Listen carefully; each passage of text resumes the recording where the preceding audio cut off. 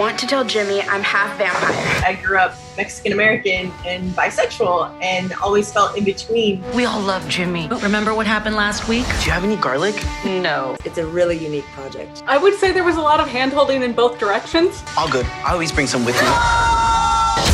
Hi everyone, this is Silas Ram, AsianCultureVulture.com.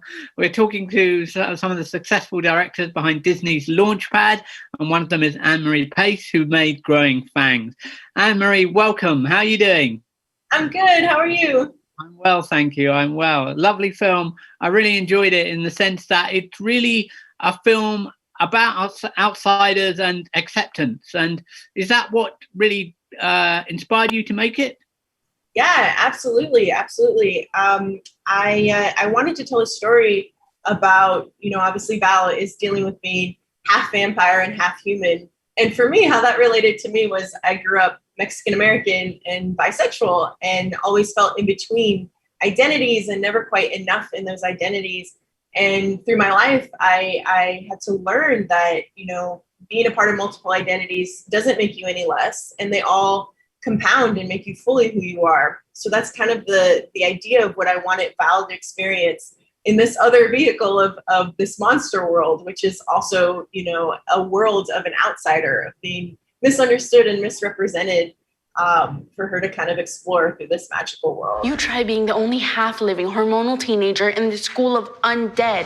Shivani, can I ask you what it was like kind of mentoring and bringing Anne-Marie through the paces of making such a film? Yeah, I mean, visual effects is its own huge world. There's so many options, and they always say with visual effects, the possibilities are endless. So it was really an awesome process. And Beth was honestly our leader through it all because she's got such vast experience in the world of visual effects.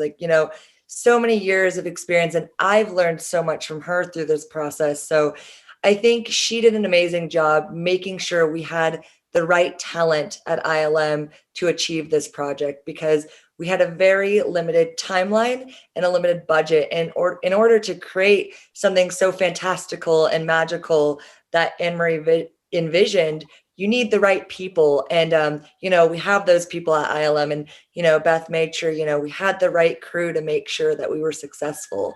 So, and it was so fun for both Beth and I to work with Anne-Marie and kind of teach her about the different options she had with visual effects. Like what is the best way to shoot these instruments to allow them to flow? And, it was Beth sitting there with Anne-Marie, like, how do we be creative about this process to make it, to allow us to do it with the time period we have?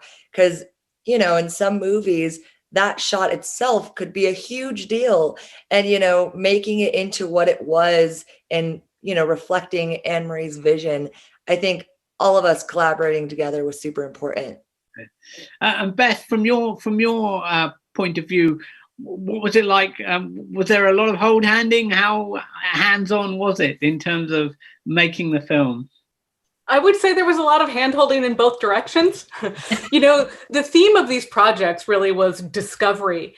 And for me, some of the beauty of it was the discovery of the beauty of collaboration. So, we had to work very closely with Anne-Marie and help bringing her vision to life. But quite honestly, when I showed up on set, we had this much time to achieve everything. It wasn't like we could do take after take or try several different approaches for different effects. We had to come up with an approach and pull it off in a very short amount of time. And like I said, it required a lot of collaboration and a lot of vision on Anne-Marie's part, but we were able to come together and help her see what was achievable. And she came to the table with an open mind, willing to work with us. I think of, the floating instrument scene or the cattail scene, that took a lot of discussion before we could actually go and achieve that. But the execution worked really, really well, thanks to her guidance and Shivani's guidance as well, and helping us stay on track. Can I ask you all and you have to be brief about this, maybe 30 seconds, 1 minute, how you got into the film business, Anne-Marie? Well, I actually got into it because I grew up in Tennessee, and a lot of people I went to school with, weren't Mexican and queer like I was. So it felt very isolating. at times. And my dad is actually an anthropologist. And so in the summers, we'd leave this small town in Tennessee and go on his research trips to the Brazilian Amazon or with different indigenous tribes. And it opened my mind to the fact that there are so many different types of people out there and so many stories to tell, and really solidified how I want to be a part of this, to tell stories about different people and create a unity through film. Shivani? Yeah, so for me, I went to Berkeley and I found a group of people that loved film as much as I did. And we started making short films. And after that, I wanted to stay in the Bay Area because I loved it so much. And Lucasfilm is one of the only studios in the Bay Area. So I just migrated towards there, and I found a group of people that all shared the same passion that I did for film. And it was just this perfect match for me. And I've never left since, because, ILM has this culture of people that, it's just very special connection where everyone, just became friends. And, I found a family there. So, and it's been wonderful for me to have the opportunity to work with various clients on various projects. And this project was very special to me because it hit home for me. And it's a really unique project. So. How much do you need technical kind of training, or is that very much you can kind of incorporate in the whole kind of filmmaking experience? I could say, the technical training does help. I went to school for broadcasting and spent a lot of time behind the camera. Traditional art training also helps. You want to be able to have the creative vision as well as the ability to carry it out technically. So I would say both are actually crucial to being an effective visual effects artist. Anne-Marie, can I ask you about the lead character and casting?